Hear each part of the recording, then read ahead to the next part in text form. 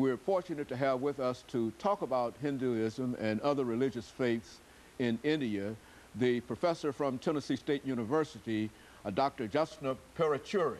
And of course, Dr. Paruchuri will give us some information in reference to her background and other important information. Then we'll get into a discussion in dealing with various religious faiths in India with a focus on Hinduism. And of course, Dr. Paruchuri, let me welcome you to the show this morning. I'm very glad to be here, Dr. Haney.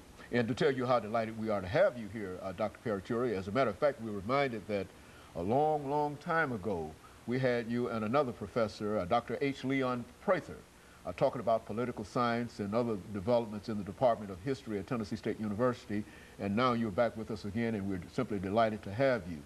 Dr. Paruchuri, what we'd like to do today is to talk about various religious faiths in India, but to start off by having you to give us some information about your background, your education, and some of the things that were important in leading you to eventually to Tennessee State University, where you've been for the last number of years. Well, I must say that I have a very interesting background. I was born during British colonial era. Of course, by the time the British left, probably I must have been 5 or 6 years old.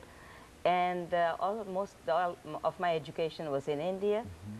And no sooner I finished my education, I taught at a college in India.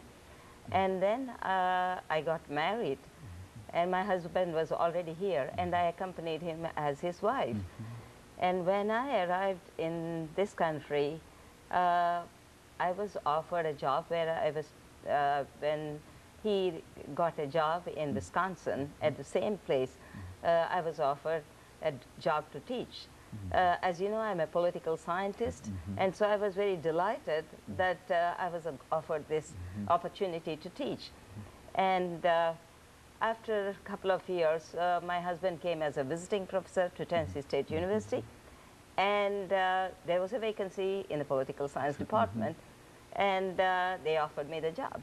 And so I stayed at TSU, and most of the time I tell people that it seemed like I was born in India but reborn in America, and born in India looking at TSU in particular.